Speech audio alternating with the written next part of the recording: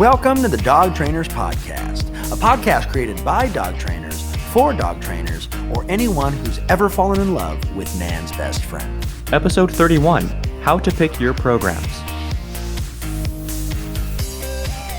Hey everybody, welcome back to the Dog Trainers Podcast. My name is Mariano, that's Brent. We want to thank you guys so much for listening, and we just continue to be amazed and blown away by all the love and support. So without further ado, let us dive right in, man. This is episode 31, How to Pick Your Programs. Now, you can find us on Instagram, Facebook, and YouTube, all by looking up Dog Trainers Podcast. It's all one word, Dog Trainers Podcast. And we just want to give a quick shout out to a few cities that have been giving us a lot of love lately. So shout outs to Atlanta, Georgia, Gravesend, New York, Lake Stevens, Washington, and Garner, North Carolina. Thank you guys so much for listening, and do stay tuned because we've got some really cool stuff coming up in the works here for you. So we'll dive right in, and I'm going to pass it over to Brent. And, the gist of the episode here is just going to be younger trainers not exactly knowing when and how to decide what programs to offer to different clients and how we go about choosing those for ourselves. And without further ado, take it away, man. Cool. What's up, man? How you been? I've been good. Dude, we haven't recorded an episode in 3 weeks. We've had a lot of changes in our lives. We both got new houses. So congratulations to you, man. Thank you. Congratulations to you. Yeah, thank you so much. So we're so excited to get back to this podcast. As Mariano was saying, pretty much how do we go about picking programs for our clients? But most importantly, how do we pick programs to offer to our clients, right? Now, one thing I noticed, so I mentor a lot of dog trainers in the Los Angeles area. And what I've realized is most 99.9% of dog trainers offer privates. That's kind of like extremely like the starting point. We start with some type of private. But I've noticed that not all dog trainers offer group classes, and not all dog trainers offer board and train programs. Why would you, in your opinion, Mariano, why do you think that is? Why they don't offer board and train programs? I think it's because... Or why they don't offer group classes. But every trainer offers privates. Yeah, well, and I'll talk about this more later, but I want to break down privates into in-home versus in-kennel, because I have met a lot of dog trainers, depending on what their career has looked like from the beginning, that are really comfortable doing in-homes, and I've met a lot of dog trainers who like work at kennels, who the first time they go to someone's house, they're like weirded out. Yeah. Right. But to get back to your question, so why don't people typically start with group classes or board and trains? Because they're scarier for a lot of different reasons. They're potentially riskier, meaning in a group class situation, you've got several dogs going and several owners going at once. Whereas in a board and train program, you've got the dog in your house or in your facility at all times. And we're talking potential risk. You got to feed and do every other thing, and that kind of stuff weighs on a trainer, So a private lesson is just kind of the dog is in and the dog is out, and there's not really that much risk involved. You're just dealing with one, maybe a few people at a time, but it's one dog, like 2 maximum. So yeah, I think it's less to bounce around in your brain, and it's for that reason less intimidating. Yeah, I completely agree. That's the case. And, I think for any successful business, again, this is just my opinion. My passion has always been, how can I help as many dogs as possible? Right. So the way I that translated to me in my head is the more services or the more types of programs that I can offer, the different types of clienteles and dogs that I can help. Right. But also I just kind of had an interest of trying to figure out how to run a group class, how to do private sessions, how to master a board and train program, how to do a day training program. How do I do programs for puppies, that are at a certain interval when they're not vaccinated under 4 months, right? Like there's all these different obstacles that I was like, oh, how can I help more dogs? How can I train more dogs? And there's also kind of this intrinsic desire of like, how do I get better at this stuff, right? How can I figure this? How can I see a need? How can I fulfill that need? And so what I want to, so when we're looking at programs, pretty much the programs get broken up into 2 different categories. We're either teaching the owners how to train their own dogs to solve their own problems, or we're training the dog to learn how to listen so that we can teach the owners how to solve their own problems, right? These are the general 2 categories we see. And so just to name a few programs, we see, there's board and train programs, there's day training programs where the dog goes home at the end of the day. There's weekly programs where the dog, spends Monday through Friday with you, and then goes home on the weekends to their parents. So those are kind of the we do it for them programs. And then the do it yourself program, the DIYs, would be your group classes, your private training, or some type of combination of the two. Or sometimes even a semi-private group class is also something. I've had a lot of friends who had puppies around the same time. We do a semi-private, which is, you have some of the benefits of a group class, but it's private enough and where it's not as hectic as a traditional group class you would do at a park or at a building. So we kind of have these two categories. Now, each of these services, they kind of lend themselves to a couple different types of scenarios, right? Or different types of dogs, different types of clientele. So I guess I kind of want to dive into that a little bit. Would you mind helping me out with that, Mario? Yeah, so let's start with price point, because I think that's usually the one that's on the forefront of any dog owner's mind, is like, how much is this going to cost me, right? I don't think that Yeah. they quite, just based on the amount of people that I've spoken to, and you tell me if you disagree. Yeah. I almost never get a phone call with people worried about like how much of their time it's going to take. Right. It's always like it's always like, so how much is it? And you can hear them like bracing themselves on the other end of the phone, So so price point, I think, is a big one. And there was something in particular that I wanted to bring up. So definitely it can be a barrier to entry, of course. I mean, that's why, just in a market system period, that's why there are several programs, right? Otherwise there'd be one price, one program, and like, there you go. And Right. I do know of a couple kennels that do that, or at least they do very limited programs, and I think we've talked about them a little bit before. That's for a later time. But one thing I really want to get into when we talk about price being a potential barrier to entry is, you have to discuss the pain point. I put pain point in quotes, right, for owners. And this is something that I heard Sean talk about, Sean O'Shea of The Good Dog, right? Shout out to you guys. Sean O'Shea and The Good Dog, for those of you guys who may not know, they work, I think they work exclusively e-collar. I'm pretty sure that's true. And they work almost exclusively reactive dogs, or shy, nervous, like behavioral stuff, right? Kind of like Tommy Davis a little bit. So they've marketed themselves that way on purpose, which is totally fine. I'm sure it's the same thing as Tommy. It's what you like, right? So it's what you do. Now, with that being said, you're dealing with dogs that are potentially more risky, right? Not only a danger to maybe yourself or other dogs, but to themselves, or just to, weird things like, there's escape artist dogs, there's whatever. What if the dog gets loose? What if so for that reason, Sean was talking, I want to say it was an episode of one of his like Saturday Q&As that they do. They were talking about the like pain point for owners, meaning, I charge enough. I obviously don't want to charge people like more than is fair or whatever the case, but I charge enough that I know that if the owners are shelling out this kind of cash, they're going to take the training seriously, even after the dog leaves us. And, it has that lasting impression. And I can, I'll be realistic with you guys that as a trainer, or even just as a business owner, period, you do have to factor that sometimes, because it sounds dumb and it shouldn't be this way. But sometimes, for whatever reason, if you don't charge comparable, let's say, to other trainers in the area, people automatically assume that you're of lesser quality. And, That's true. I did this little test, and I'm sure, Brent, you've done a similar test. But when I first moved back to Los Angeles, it was like 2015 or 16, something around there.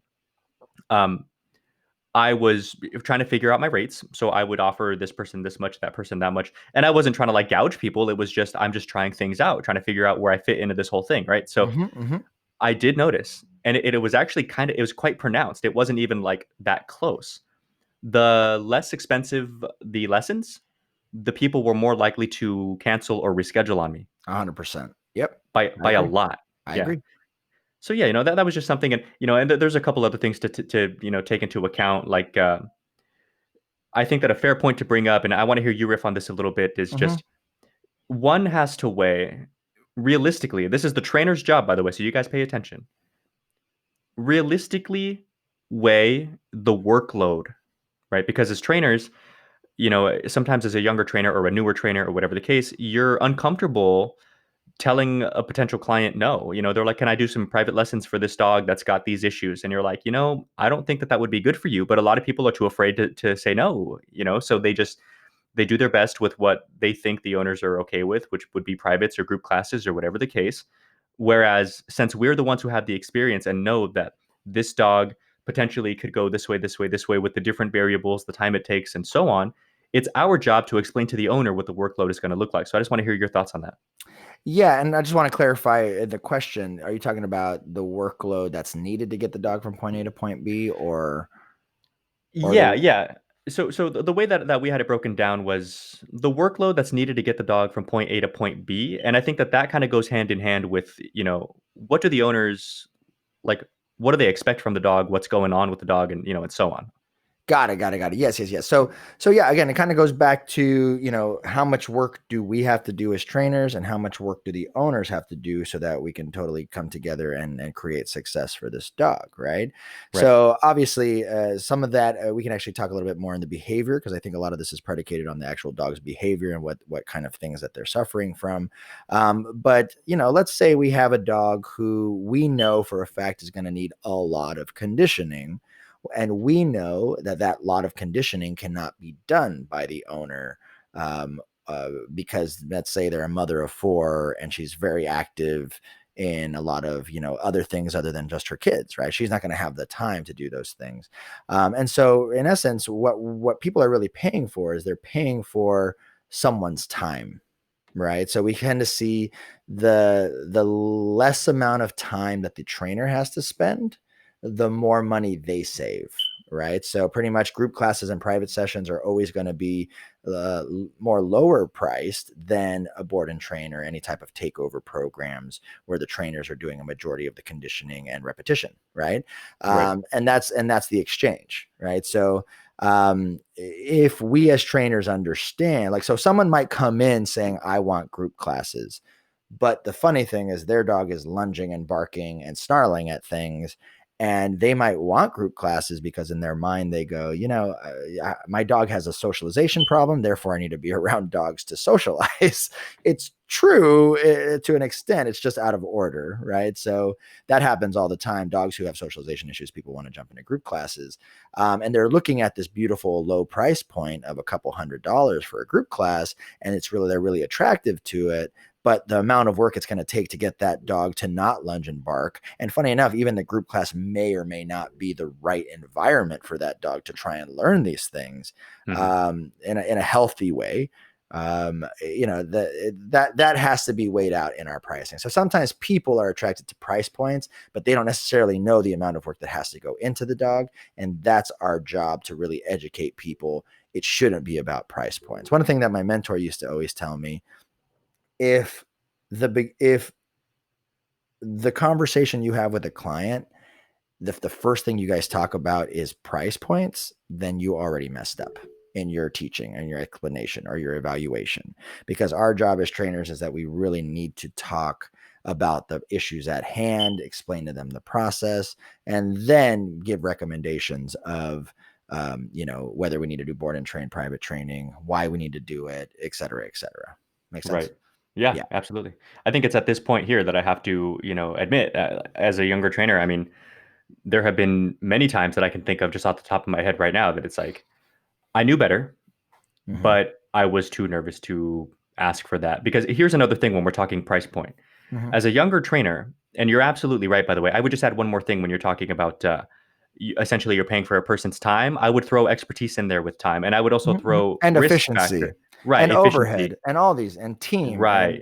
what they have available to them as resources. It's a bunch of different things. Sure, like a mechanic, right? They've got the tools, Yeah. they've got everything else, but all that stuff costs money, which is why they charge whatever their hourly is, right? Right. So, Exactly. Exactly. so with that being said, as a younger trainer, to get back to the story, I would kind of decide for myself in the evaluation process and would talk to the owners about, yeah, I think that just based on this, I think you'd be better off going with a board and train program. I don't think group classes would be a good idea for this dog. It could be a matter of safety. It could be a matter, like you said, of just not being the right environment for that dog to grow and Mm-hmm. learn. And then owners are like, yeah, it's just money or something, and could we just do this instead? And I'm like, okay, and I would just kind of go with it. So Yeah. it was a mistake on my part because I can totally understand where they're coming from, right? Board and train programs, typically speaking, are not cheap. I struggle to find anywhere in America really where they're not at least upwards of like $1,000, $2,000, depending on how long it is, right? Right. So, and that's not nothing. That's a lot of money. So, Right. as a younger trainer, you get nervous about asking for that kind of money.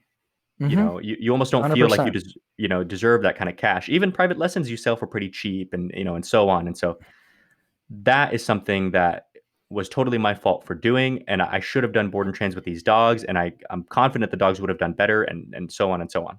Right. Right. And, price point again, I feel it should be the last thing that we worry about.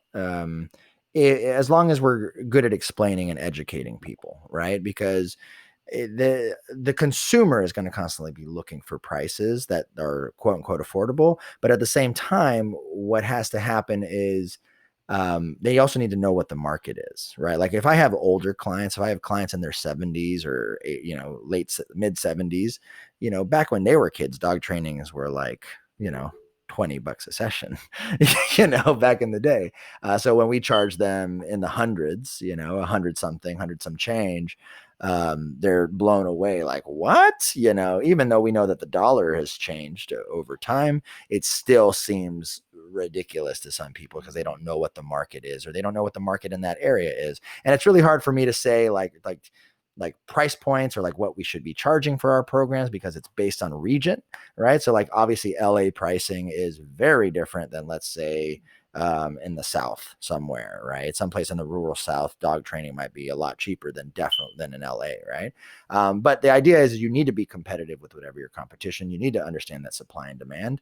And you also need to make sure that whatever that price is, that it is, whether it's for the privates, the board and trains, the group classes, that price point makes people feel invested into Mhm. whatever program it is that you're recommending for them. So, group classes tend to be the lowest price. Why is that? Because a person is sharing time with a group of other people, and the amount of energy the trainer actually has to put in is relatively low, right?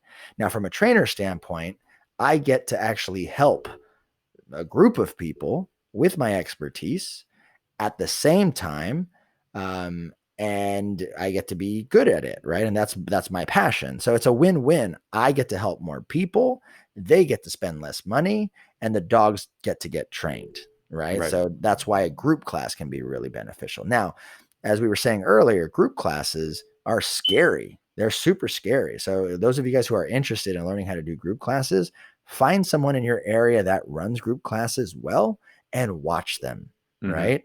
Um, and watch them. That's what I would recommend. And then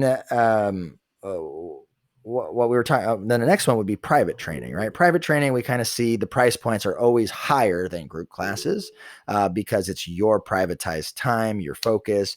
You're focusing on that specific person's needs, and that's maybe perhaps in their specific environment to focus on specific issues. Versus group classes have more of a general curriculum, right? The Right. general curriculum or general goals that we kind of follow in order to get our dogs from point A to point B in the class curriculum. This one is more privatized and specialized for the clients at hand. So these two tend to be the cheapest forms of training for people. However, as I'm sure you can relate, there are people who we know this privates or group classes would not suit their dogs for success, right? Right. Would you mind? Let's talk about the other two variables, behaviors and the training capacity and all that stuff. Of what kind of things would maybe push us against or disqualify people from being able to do group classes or private training. I mean, without getting too technical about it, there's something that I can think of straight off the bat, which is you remember, I mean, because the obvious stuff would be like a reactive dog, right? Right. Right. Something it's clear, it's a risk factor. You can't bring a reactive dog. I don't care if it's dogs or people or whatever the case, because you're risking something, right? Right. So, Right. but then there's other things that would disqualify a dog, in my opinion, from a group class that maybe isn't as obvious as like an aggressive dog. Like I think of a really shy, nervous dog like Snowball. The Snowball, for Yep. those of you guys who don't know, was a dog that Brent and I trained in LA. It's been, I don't know, a few years now, and Mm-hmm. she was the sweetest thing in the world. There was no aggression in her at all, but she was the most nervous dog, man. She was Mm-hmm. shut down by every little thing, and so that dog would have not flourished Would be one bit. horrible. Yeah, Let me interrupt you real quick. So I just started a group class this past Saturday, yesterday, and there are 9 puppies under the age of 8 months in that class. and 6 of those 8 puppies are nervous of humans. And Mm-hmm. the reason for it is because of COVID. These dogs could not have gotten out of the house to get socialized. The parents weren't walking them as much because of the scare of the virus. There's so many different reasons. But I went to go give these puppies treats, and half of them were scared of me. Mm-hmm. It's crazy. But anyways, I didn't want to cut you off. But yeah, that's No, an you're yeah, okay. that's No, true. well, it's a fascinating point because exactly Yeah. what I was looking at it getting into was not only wouldn't Snowball have done well in a group class at all, Mm-hmm. but I think it would have done her more harm than good, at Yeah. least in that stage in her life. Mm-hmm. Last time we saw her, she was a different dog, but but that was hard work, and it was a board and Mm-hmm. train situation.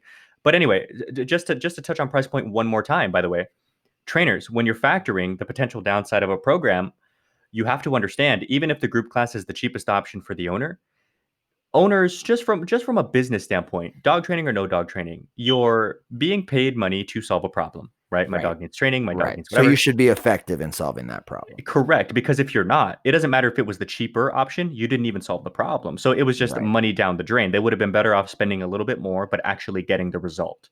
And Right. it's our job to delineate those differences of like, look, man, I know it costs more money. I understand, I have a client right now who it wasn't about money. I mean, they seem like they're in a good spot financially, but the mom was having a really hard time letting go of her dogs. I've got two dogs from one family right now for a 3-week board and train each of them, Mm-hmm. and she had like a really hard time letting them go. She texts me like on the regular, but it was, there's these different circumstances that would kind of make it difficult for someone to go with a certain program. But it was my job as the trainer to look at what these dogs were experiencing, what her ultimate goals were, and say, you know what, I think this is the way to go.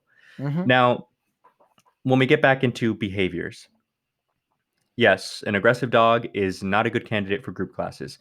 I don't Mm-hmm. think a really nervous dog is a good candidate for group classes. I think that COVID has made things very difficult. I think that, and for more reasons than one, because nobody wants to do group classes, or at least True. or less than before anyway, so there's all these different things in effect there. And I think that the owners, when we're talking about behavior, their expectations have to be weighed, with everything else, as well as the environment itself. Meaning, for an example, I just want to hear your opinion on this, right? So Yeah. Yeah. Yeah. let's say, you go and do an eval Mm-hmm. with a person, you talk to them, and, nothing is horribly out of the ordinary. Let's say they seem reasonable. They seem like their expectations are somewhat realistic, whatever the case, but the environment just may not be conducive. Maybe it's, like a single mom with 5 kids, or, Right. and, Right. Right. so what are your thoughts on that? Well, yeah, I think sometimes the environment, again, it's all depending on the behavior, but we know as trainers that sometimes the environment exacerbates a problem, right? So like if Hmm. I have a household with a bunch of, kids, and pretty much if the house is like a circus, well, the dog will act like he lives at a circus, right? So if the kids are here and the mom's there and the parents are all over the place, and there's a lot of yelling and screaming and disorganization, well, it's really hard within that process to try and get a dog to be patient, have self-control, anchored, etc., right? Right. Sometimes, depending on the behavior as well, if I have a dog who the home is actually what's triggering the behavior, be it like being territorial, being reactive, maybe it's one of the family members the dog's super possessive of. Like there's a number of different things it could be. But yeah, is the environment conducive to training? Do they have quiet areas where maybe they could do practice the dog? If they don't have quiet area, do they live in an apartment? Like what is that environment, and could we potentially see someone successfully being able to train that dog, given a certain curriculum in that environment, effectively? You know. Right. And I think that when we talk about the environment being conducive, you know, I think that we also have to look at things from the trainer's perspective. So, Hmm. Hmm. Hmm. let's say we do have a dog. Okay. So let's kind of step away from the single mom with the 5 kids. Let's talk about now one young person, right? Like first time dog owner, male, female, Hmm. doesn't really matter. And they Hmm. go and adopt a dog from the shelter. And Right. let's say whatever the person is, male or female, the dog is the opposite of that, right? Male Right. dog, female owner, or vice versa. Right. And so they adopt a dog. Dog is severely under socialized because whatever their history may be. And so they become protective. Right. Now, in that circumstance, you've got a protective dog and this random stranger coming to the house being the trainer. Right. That may not be the smartest thing for you to do. So Nope. that's why it's up to us to say, hey, you know what? I don't think private in-home lessons are going to be the way to go for you. I think maybe we can get away with lessons at my house, or we should look into At the board and park train or or at the something. Yeah. park, right? Neutral ground, right? So these are all things to consider, right? So these are just a couple of the things I wanted to throw out there. But let me hear you talk a little bit about this, Brent, because I think just in my daily life, maybe you and I haven't talked about this that much, just because we've both been so busy, with our moving and everything. But just in life in general, I think one thing that you and I have enough experience with to be honest about and realistic about is, can the owners safely do what they have to do? Can they train this Mm-hmm. dog or manage this dog? I have a story for that, actually. Okay. So this has happened one time, and it really actually no, it's happened multiple times, but only one time this drastic. Where against my so like I met a client, their dog was very human aggressive, Mm, and it got to the point where they the dog was on like its fourth or fifth bite, and biting family, drawing blood, needing stitches, all of these things. mm, And in my evaluation and assessment of this dog, I knew in the bottom of my heart, like this dog, if this dog doesn't get help right away, if they don't change their management system right away, if this dog just doesn't get treated, like he's gonna bite someone else again, and he's gonna get put down and get put to sleep, right? mhm, mhm, So I knew all this. However, I let the client kind of control the transaction a little bit. mm, They wanted to do private sessions, and they assured me that they would be able to follow all the rules that I give them, because I was really trying my best to say, guys, this dog's going to bite another person. And if this dog bites one more person, luckily the dog's bit 5 person, but has only had 2 reports to the city. right. If the dog gets reported a third time, this dog is done. This Yeah. dog is done. And you know what? I put faith in these people, but one of the big things that you have to do is you have to look at the. It's kind of like remember, I think we've said this before, but like if a dog has chewed up 7 beds Stop giving and him beds. stop Yeah. giving him beds, Right. right? So if a dog has bitten 8, 6, 7 people, there's something that is wrong in that environment that is allowing this dog to bite so often, Right. right? It could be a careless owner, it could be a bad management system, it could be a faulty baby gate, it could be, the gardener leaves the side gate open every now and then, and that's what leads to the bite. It could be all these different things that are out of the owner's control sometimes. And it's crazy because I've had, anyways, in this particular scenario, the long story short is I've agreed to help someone with privates before, knowing that it wasn't the right decision. And 2 weeks into our private sessions, because the dog was still at the home where the bad behavior existed, the dog bit another person, and a week later had to get put down. And Right. I felt like I fucking failed. I felt like I should have said something, and I was so pissed at the owners, but in actuality, I was mad at myself. I was so mad at the fact that I knew better and I didn't stand up for what it is that I wanted to say. And so when we talk about realistically, can owners safely train their dogs? We have to look at, are they capable of, it kind of should they have even owned this dog, right? Right. like Should they have like even owned this dog? should they have even owned this dog, right? And in a scenario like that, like I feel that if I would have held my ground, if I could have done, but again, there's a bunch of things I could have said, but this is just a tragic story. Now there's been other scenarios where, you know, sometimes it's the owner, right? Like the dog's training for recall, and the dog person gets really cocky, and then prematurely lets the dog off leash, and then the dog, runs away, and then they find him 2 days later. So luckily, I haven't Right. had any crazy stories like the one other than the one where the dog gets put down. But yeah, this is an example of what we're talking about. Can the owner safely train their dogs at their house, right, and be successful? Well, and let me mention something that may or may not be a little controversial, let's say. Okay. So, Mhm. from a trainer's perspective, you can agree or disagree. Okay. It's not like when the owner assures you, because you're absolutely right. I've been in that position too. When the Mhm. owner assures you they can do this, they can blah, blah, blah, it's not that they're lying to you. I don't think anyway. Mhm. But as the professional, you almost have to look at them, and I want this to come off with a grain of salt. Okay, I don't mean this in any kind of derogatory way. You have to look at things as a professional and say, listen, and I wouldn't say this out loud, but this is like my thought process. Like, look, man, I'm sure you think you could do this. Yeah. I don't You think I don't think that you're lying to me, but I don't think that you realize how serious this is. Yeah, but and also the proof is in the pudding. If the dog's bitten Right. 6 people, Correct. why Correct. didn't So you think it was serious the first time enough to make a change or train? You know what I mean? exactly. Yeah. And so when we're talking about that, when we're talking to the owner face to face, I tend to kind of bring that up a little bit. And I'll be totally honest in a Yeah. very respectful professional manner. I dig into them a little bit and I say like, look, I hear you and everything, but this dog has bitten 7 people over the past 5 years. Mhm. I don't think that you're doing what you need to be doing. And so I Yeah. really think that you should, let me take the dog and train him and then, and you have to wake up, Yep.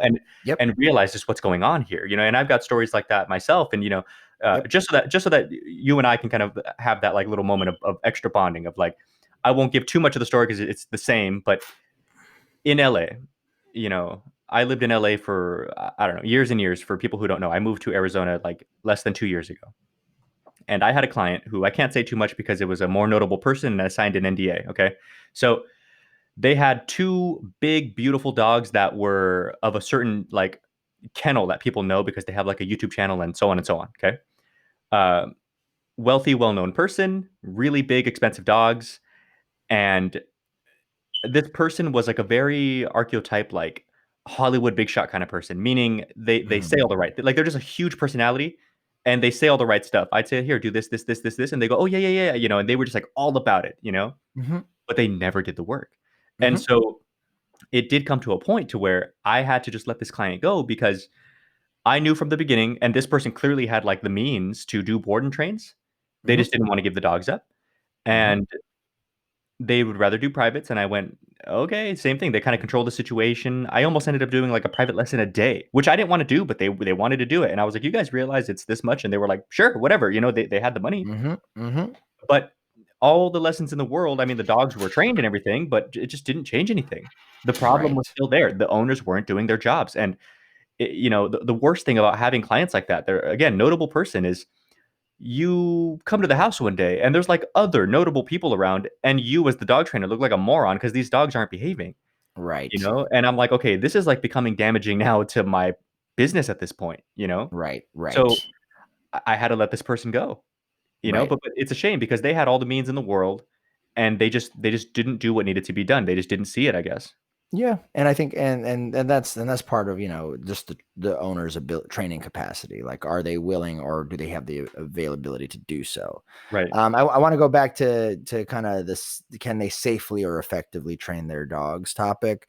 Because I know we've kind of been talking about some kind of dramatic examples, right, of like dogs who are bit 6 people, but like it could even be as simple as the dog who is all over the place bouncing off the walls Sure. living in a house with people who are bouncing all over the walls and aren't structured, et cetera, right? So when we can see that what the dog is dealing with behaviorally is actually being created by the environment itself, for us to go and think that, oh, these people are going to change overnight and be able to um, you know uh, follow a certain protocol and management system and all this stuff, and then they'll be able to do it. That's really wishful thinking, right? There's no way that all the hope in the world can make that happen. And so it's just something to really keep in mind, where can owners safely and effectively train their dogs in that environment? Yeah, and since you bring that up, I'm going to piggyback because that's an excellent point, right? So, okay, you're right. Let's talk about some less extreme examples.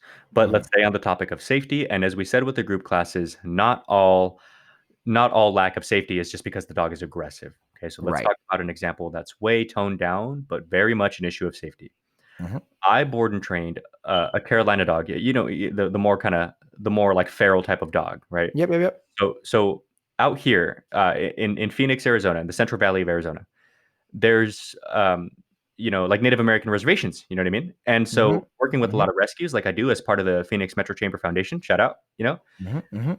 We take on a lot of dogs that are from the reservation, a lot of Carolina dogs, and so because they're just kind of feral, and we pick them up. And so Carolina dogs, one thing that I've been noticing with them, They're highly trainable. They're smart. They're hardly like aggressive or anything like that. But man, they are super escape artists. They have huge anxiety because they're like very feral. Like even the bloodline of Carolina dogs. If you guys look up a Carolina dog, it's an interesting breed.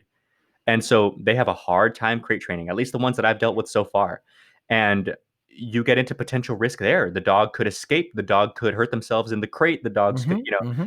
I had Mm-hmm. one destroy one of my crates. And like, as a trainer, I'm sure everybody who's listening has dealt with this where it's like, dogs will bend up the crate, but it's still workable. So you bend it back and you live with it, Mm-hmm. right?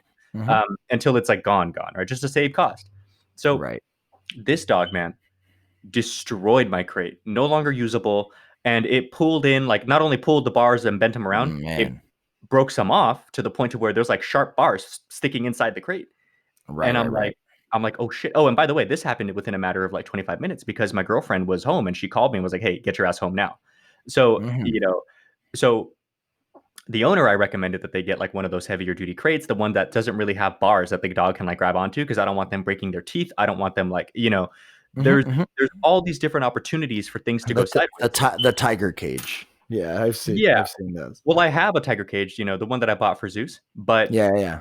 then there's things called like impact crates, and Sean O'Shea put me onto those impact crates, which Mm. they're like aircraft aluminum, and they're not bars. Like they have openings obviously so the dog can breathe and you can see them and everything, but it's largely like enclosed so the dog doesn't really have anything to grab with their mouth, you know Got it. Got it. Got it. Got it. and it's obviously extremely durable and so on, and they tried their best to make it a sleek, smooth interior so the dog just has nothing to injure themselves on, because Lord knows they Mm-hmm. try, man, trying to get out, so Mm-hmm. there's all Mm-hmm. these different opportunities for risk factor. And again, it's not necessarily a bite. If you're bored and training that dog, it's like, how do you call the owner and be like, hey man, I lost your dog. Hey man, Mm-hmm. your dog Mm-hmm. hung himself with you hear those weird horror stories of like his collar got stuck on this and that and Oh, blah so blah. grim. So grim. But yeah, so I just wanted to mention that, but we can move on. Yeah. Yeah. Yeah. Yeah. Yeah. Yeah. I think. I think it takes experience, and it definitely takes courage and confidence in yourself as a dog trainer for us to just maintain complete honesty with them, Right.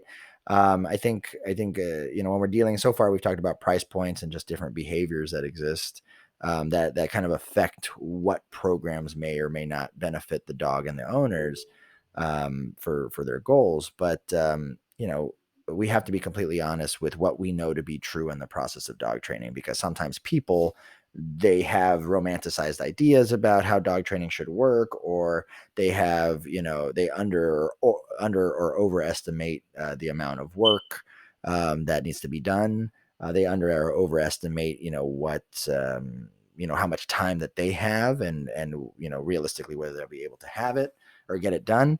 And this kind of brings me to our third topic that we want to talk about, which is like the owner's availability or capacity for training in general. Mhm. And I guess kind of just to start this off, there are people that we meet that just don't naturally have what it takes to train a dog, right? Or to train their dog, Right. right? And there could be so many different factors. It could be emotional blocks, it could be their nature.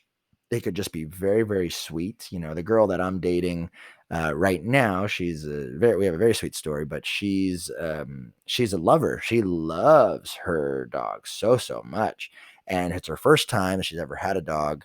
And she doesn't, I wouldn't say she spoils it, because she does some of the protocols and stuff that I tell her, but it's not her nature to tell this dog what to do on a regular basis, which isn't horrible. Mhm. But there are some people who have problematic dogs that their nature could not necessarily handle or train that dog without professional help. Mm. Yeah. So what other things do you think would affect kind of the owner's training capacity? The owner's time. Does Mm. the owner even have the time to do it? Because again, you consider the owner who's like, yeah, I can do this, I can do this. I'm a nurse. I work 46 hours a week. You know, Mm-hmm. Mm-hmm. so it's like, yeah, you might have to go with something a little different there. Does the owner, you're kind of talking about, does the owner have like the capacity in terms of personality, right? Like, could they do it? I think a lot of it also comes down to, does the owner even see the problem? Because a lot of times that's an issue. And that was a story that just before we got on, I was telling you, I just wanted to touch very briefly. And it was, I just got a call the day before yesterday, I want to say. Mm-hmm. And it was by a very nice guy named DJ.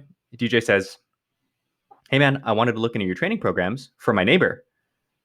And I go, uh, okay. I'm a little confused, right? So I'm like, okay, sure. So he's telling me the story, and the story goes, my neighbor has an aggressive pit something mix, has bitten other dogs in the neighborhood already, has Mm-hmm. gotten into it with other people in the neighborhood for this reason already. Mind you, this is the neighbor, Mm-hmm. not the guy who called. Mm-hmm. And my neighbor and I aren't really friends. I don't really like the guy for different, different reasons. Like not Okay. right. So I'm sitting there on the phone like, okay. So he's like, so here's the thing.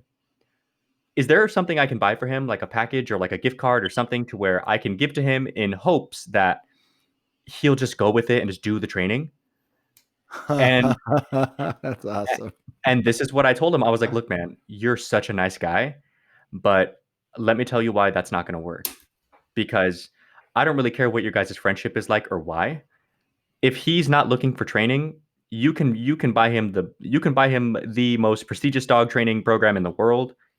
He's gonna maybe do it and then not do anything with it. Right. Because obviously he doesn't recognize that there's a problem. Otherwise, he would be looking into training Right. as he should. And people are funny like that, especially if you guys aren't friends and you're like, hey, I bought you lessons with a dog trainer. They're just going to be like, who said I need lessons? Yeah, right. You trying to Immediately tell me their back, something? What? yeah, immediately their back goes up. They're like, well, you know what, Phil, mow your lawn or whatever. And it's like, look, man, Yeah. Yeah, you suck. let's not make That's this funny. emotional. But people are funny like that. So it's like, look, man, I can appreciate what you're trying to do. I think that you're the greatest guy ever, but save your money. Yeah, Don't. that is funny. That's a really, really funny story. Um, all right, cool. So owners training capacity, right? Do they have the time?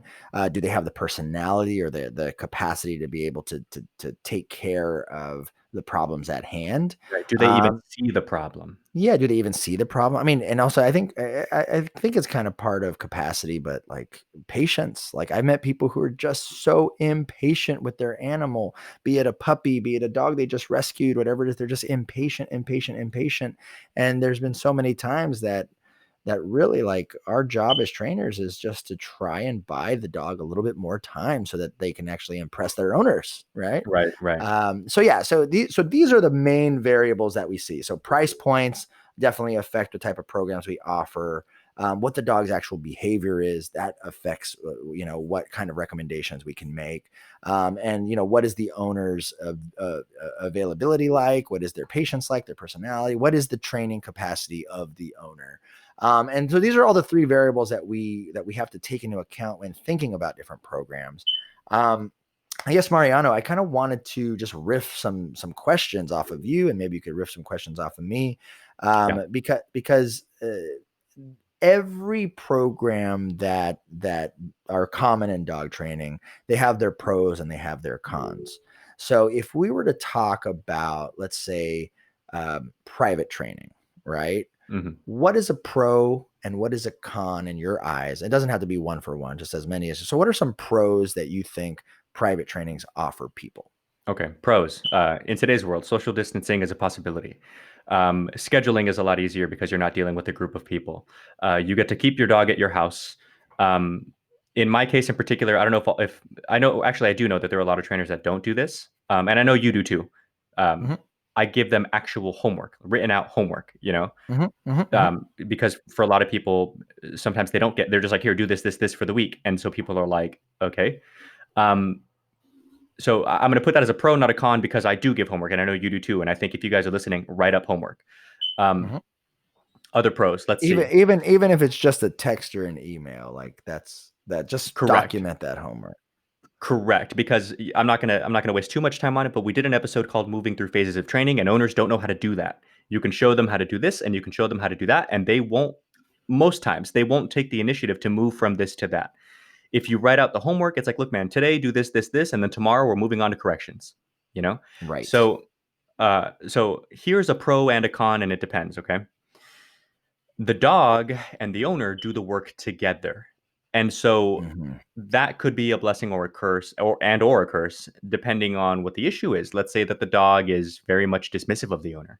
Well, that mm-hmm, means that the owner is going to have a little bit more of an uphill battle than we mm-hmm, would, but the mm-hmm. owner gets to go ahead and earn their stripes with the dog, and you get that relationship under control. Yeah. Um, Another pro is from the trainer's perspective, let's keep it real. It's less time, it's less risk, it's less overhead, it's less all kinds of stuff. You make more money per the hour, you You make know? more money per the hour. That's 100% true. Yep. Um, and frankly, it's just kind of easier. Like sometimes, I don't know if you're the same as me, Brent, or if anybody listening is the same as me.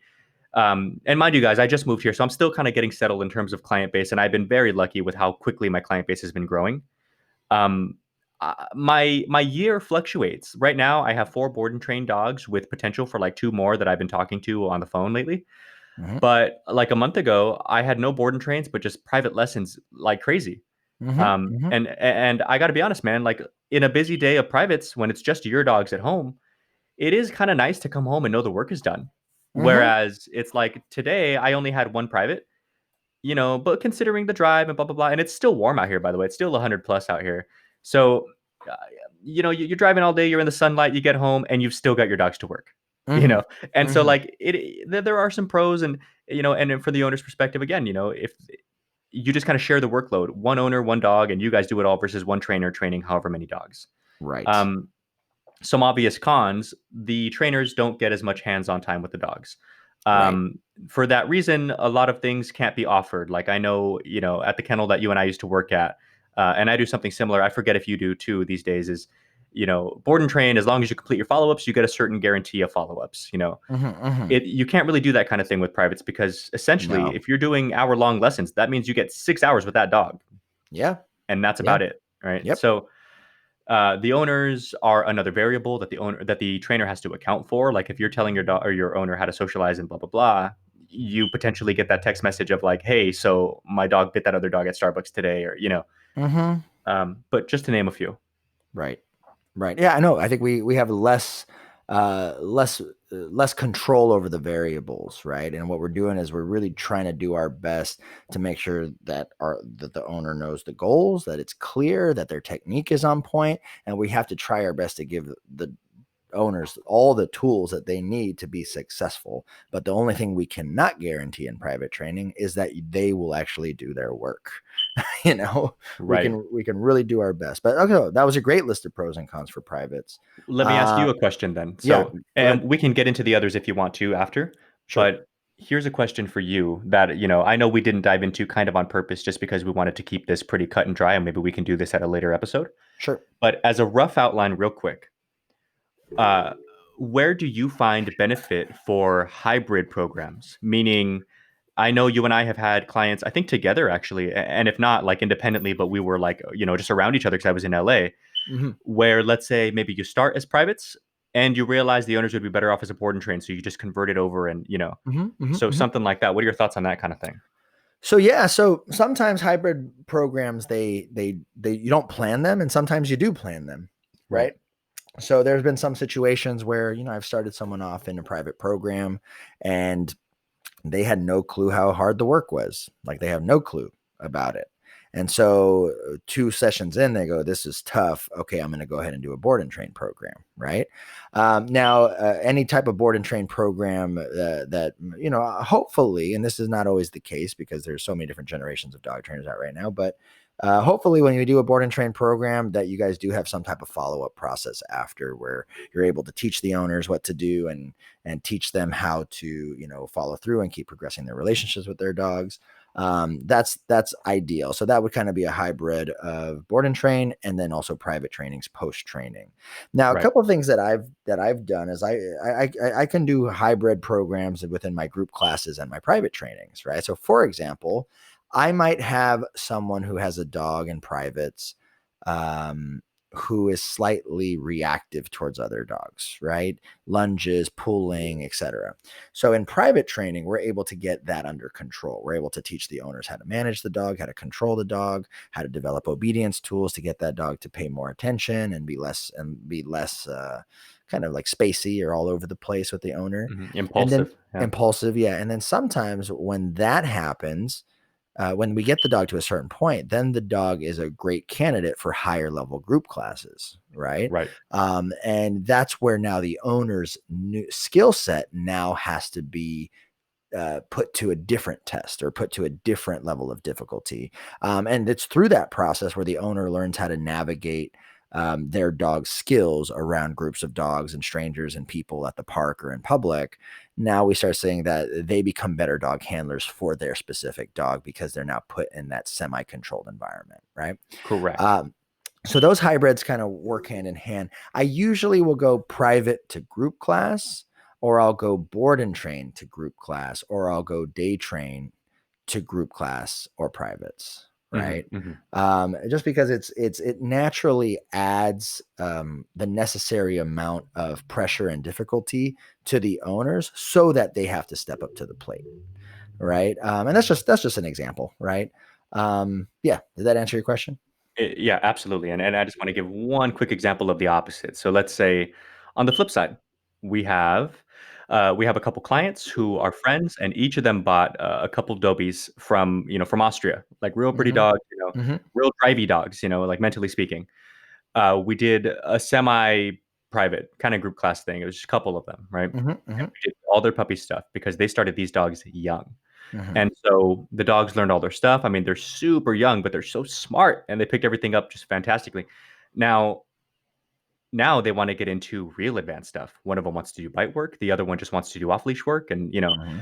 so now we're talking more individualized things depending on each dog. So we went from semi privates to privates. Mm-hmm. You know what Mm-hmm. I have had it before to where we start a dog with just private lessons because they're that young. And then when they're old enough, then we get into a board and train to get into the nitty gritty. The dog needs to learn how to compress, because their son has like anxiety issues, or the dog needs to learn, whatever the dog needs to learn, that it's going to be beneficial for me to have the dog and really condition them over a period of time, but not necessarily right now. When the dog Mm-hmm. is older, that's when I'm going to need to have this much time with them. Mm-hmm. Yep. No, those are beautiful examples. Beautiful examples. What was I going to say? What do you think so this is a good one that we can compare and contrast. The Mhm. difference between a day training and the difference between a board and training. Okay. Okay. Let's talk about that. Okay. Now let me clarify with you. So the last time I had a chance to kind of dive into your programs with you, day training, is it only Monday through Friday? Those are a different form of day training. Different. Those are like a week by week training or like a.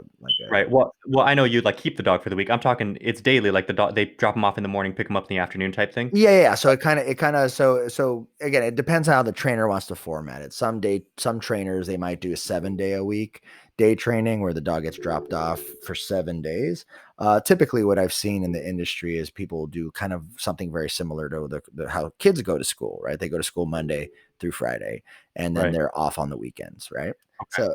So, yeah, Just like for that. clarity for your question though, like what, give me the example. Are you talking about day training, meaning the dog's only there for the day, every day, 5 days a week, 7 days a week? 5 to 7 days a week, exactly. And Okay. then the other one is just a complete board and train where the Straight up dog is board with train. you for board and train. Excellent. Okay. So pros and cons. I think that the pro of the day training is that the day training will be a little bit less expensive than the board and train program. I think that the con, or am I right on that? Yeah, yeah, Sorry, yeah, let me. yeah, yeah. Okay. Usually, yeah. So I think a con then would be less dogs would no. Let me rephrase that. Certain dogs that would qualify for board and trains, or maybe be absolutely ideal candidates for a board and train, maybe wouldn't qualify for day training, like an aggressive dog, right? Like a Nukas, Right. like a snowball. Like these are dogs that we've trained in the past that are highly reactive. Let's say. Hmm. So, pro for day training, owner gets the dog back every night. Yep. Con, owner has to do their homework every night. Yep. Um, let's see. Pro, the owner gets to do the work alongside you. It's kind of the as I see it, correct me if you think I'm wrong. Day training is probably the most even of the training, meaning you do 50%, they do 50% Hmm. Hmm. at the same time. Con is there are potential variables that we cannot account for. Hmm. There is a lack of momentum as I see it because board and train programs are not perfectly linear. Some days are harder on the dog than others. Hmm. Um, and so, from a trainer's perspective, I think that it's a cool idea to offer a day training program.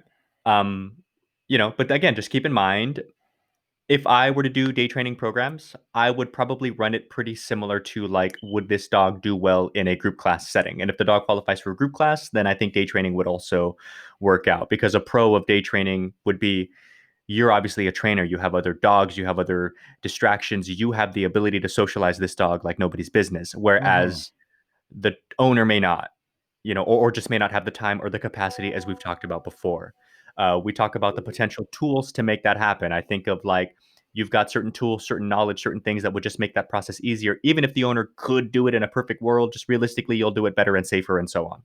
Right. Um, Right. does that answer your question? Yeah, no, I think those are perfect compare and contrasting. I think one thing I see a lot in so like day training, the typical client I see doing a successful day training, a working dog, a dog who just wants to develop certain skills, healing, sits down, stays, just a typical obedience development. But this dog doesn't Mhm. necessarily have any severe behavioral. There's no separation anxiety. There's no aggression. There's no heavy reactivity. There's no, high socialization needs. Like, so, the typical puppy dog under 8 months or so can qualify, or a dog under a year can qualify for a day training program as long as there's no outstanding issues, right? Right. You send the kid to school Monday through Friday. He goes home, you do work with that owner on the week, on Friday, give them homework for Saturday, Sunday, they drop the dog back off on Monday for school, right? Right. So this has been a very successful program for me over the years, but with those types of dogs. If you've tried, I have experimented with dogs with certain behavioral issues, but one thing I see across the board is I do see that day trainings tend to be longer in length. So, for example, if I were to do a 4 week board and train program, right, where the dog Mhm. lives with me, Mhm. whatever I needed that 4 weeks for takes me about 6 weeks in day training. And the reason for that is because the dogs, they lose that momentum, as you talked about. In a board and train Right. program, we can develop momentum. We can immediately jump to the next phase of a training because the dog is ready to receive that information. And so we're able to kind of hit that pocket, teach that dog that concept, and it's very seamless. However, anytime that the dog goes home in a day training program, they have potential for regression, right? Right. So it's like I'm taking 2 steps forward, 1 step back, 2 steps forward, 1 step back every time we do a day training program. So that's another reason why most day training programs have to be a little bit longer for the dog's conditioning and success. But also, we do need to work with the actual owners themselves to make sure that the management system and the rules are being followed week by week. And Correct. the dogs will kind of tell you, if you train the dog Monday through Friday and they're doing awesome on Friday evening, and then they come back Monday and they're shitty, well, that tells you whether the owners kind of did their homework or not, right? Right. And that kind of ties into whether or not the environment is conducive for training, like we've talked about before. Now, Exactly. let me get slightly technical for just a second, and then I'm gonna toss a question onto you. Okay. Sure. So to get slightly technical, I just wanted to talk about, since both of us kind of brought up momentum in training. Hmm. An example. Um, let's say you have a dog who does day training, or the dog could do a board and train program. Why is the momentum a little bit quicker, a little bit more efficient in a board and train? Well, that's because we can control the little variables that really help us eke out the last 3, 4, 5, 10% of a dog, right? Like, that's what separates, good from like excellent training, right? Hmm. Because Hmm. Hmm. most dog trainers, for all the flack they give each other, they mostly all do things right. It's just to get things like pretty much perfect. That changes a ton. Hmm. Now, what do I mean? Let's say, I think this is a trick I learned from you. Hmm. Let's say we have puppies in, right? This one could be day training. Mom fed him. Mom sent him to day training, and it's a pro for mom because just like the kids go to school, puppy's gone, man. I can clean the house. I can go to work. I can do whatever the hell I got to do. Hmm. Here's the con for the trainer: dog's fed, comes in. He's a puppy. He's food driven, but it would be nice if, instead of feeding the puppy breakfast in their crate, I could just work him with his own food, Hmm. because I know he's hungry because he hasn't eaten since last night, and the dog is straight driven, and that's awesome because now I'm not filling the puppy up with extra treats on top of their food, meaning Hmm. I don't have to wait very long until lunchtime where I just do it again with the food. So like, I can be a little more, and it's easier for us too because we can plan out our day, right? I've got a Right. couple puppies in right now. I already know I work the dogs in this order because I work the puppies first because, they have to eat, whereas the other dogs can eat in their crates and I can still work them later. Like, and they'll still want to work because I'm doing other types of training anyway. So reasons like that, or let's say with an aggressive dog, a very hyper nervous dog. I work with a lot of rescues. Brent has his own foundation these days, which is awesome. And um, uh, Thanks. Canis Foundation. Check it out. Yeah, Canis Foundation, check it out for sure. And I'm getting there too, but for the time being, I'm with the Phoenix Metro Chamber Foundation, and I am an executive board member. Woo woo, shout Whoop, out. whoop.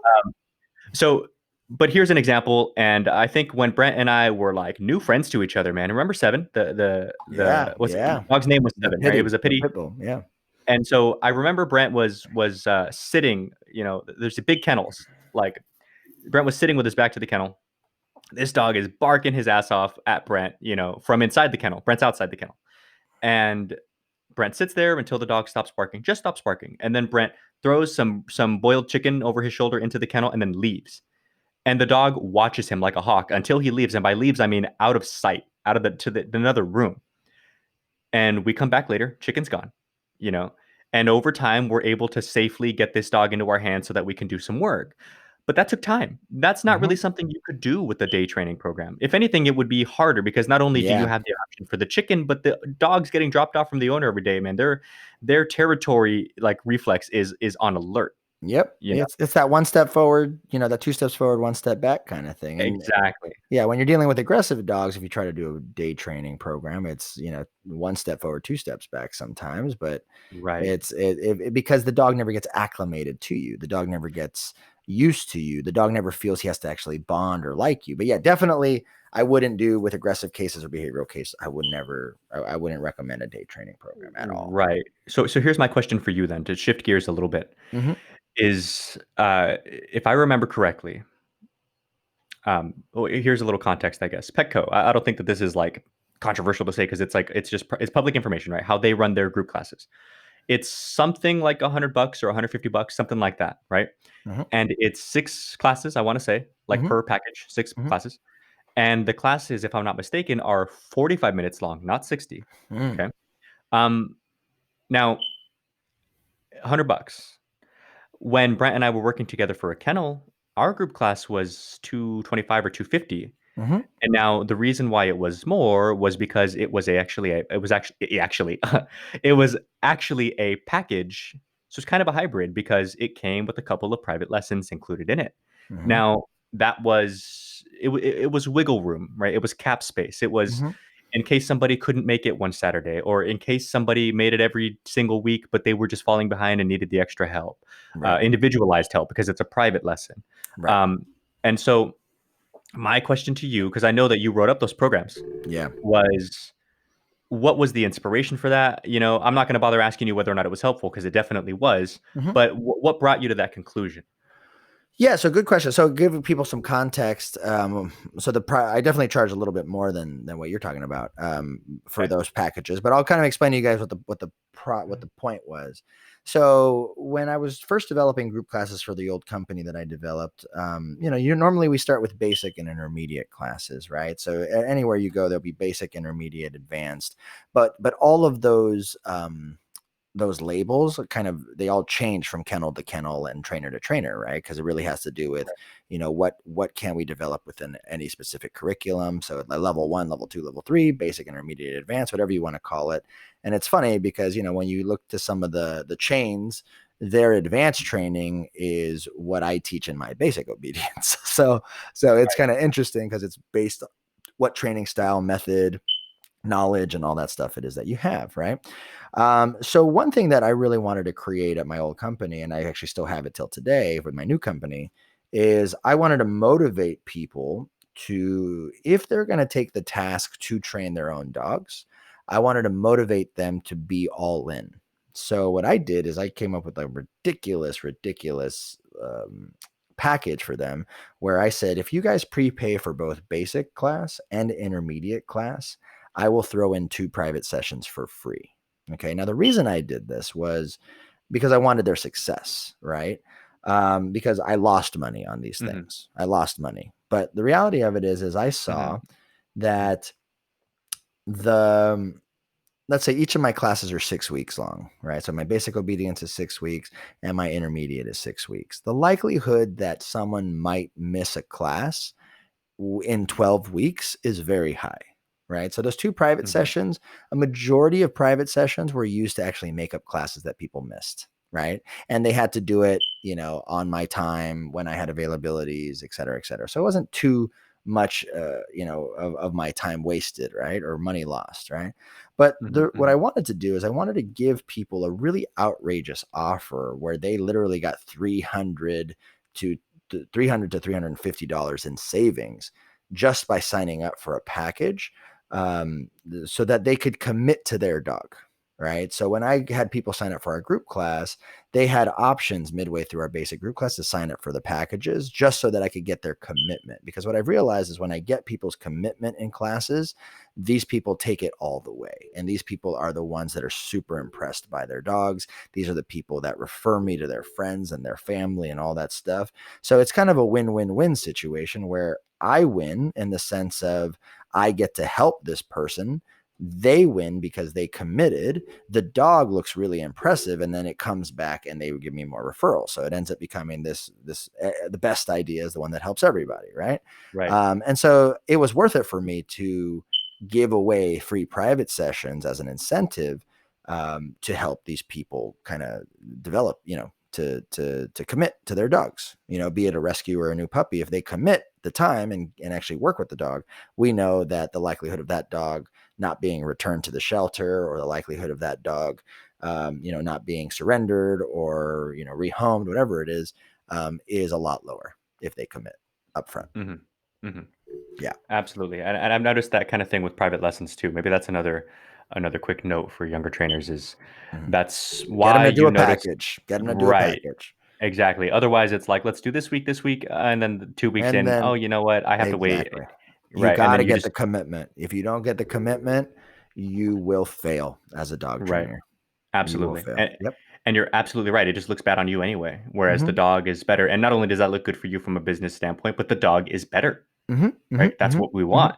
So yeah, absolutely. And my last question to you then, I think, is going to be when you're designing these kinds of things. I've gotten this question a lot. I think I was telling you the other day, a couple people reached out to me, and if you listen to this, I need to get back to you, and I'm very sorry. A couple people emailed me their resumes, and they were like, Mhm. "Hey, I want to be a trainer, or I was working at a kennel and I want to start training. Have you got any openings for me?" So my question then for you is, how do you get like a group class started out of nowhere? Like once they're Mhm. going, it's Mhm. easy because you've got kind of enrollment, people sign up for the times and whatever. When you've got like one or two people here and there that are asking if you've got group classes, but not enough to maybe start a group class, how do you go about the messy process of putting 6 to 9 people together for one particular time for 6 weeks in a row? Yeah. Well, here's the thing. If you've never done a group class before, there is no better way to figure it out versus there's no better way to figure it out than doing 2 to 3 people group classes. Right, right. Right. Absolutely. So I remember, I remember when I was at my old company, there were times where, we kept pushing back the date because we didn't have enough enrollment in group classes, but at the same time, they weren't marketing group classes. So I talked Mm, to the management team. I said, guys, we need to market for group classes. So maybe we got 2 or 3 inquiries. We got those people to sign up, for at least just the starter level, the entry level group classes. So they start up for entry level group class, which was great. And I remember the rule was, the rule that I was taught is you have to have at least 4 people in your group class or else you're losing money. Well, at that point, I didn't care if I right, lost money because my goal was I wanted to get better as a teacher, educator, and as the host of a group class, right? As the MC of a group class. So the idea right, is if I had 2 people, I did a 2-person semi-private group class, right? If I had 3 people, I did it this way. And what it allowed me to do, it allowed me to build up my chops being around groups of people and managing different numbers of dogs and managing different types of personalities. I think my nature is very much like I like to entertain people. So I like to connect, entertain, talk to people, ask them their opinions. I like people when they come in my group class, they had a good time and their dog's fucking trained, right? So that's how I am. But right, building that up, there definitely was many times I was training, 2 people, because it's funny, this transition from a private session to training a client with 2 dogs. So you get a husband and a wife and they have 2 dogs. Well, you can kind of almost treat that as a group class, right?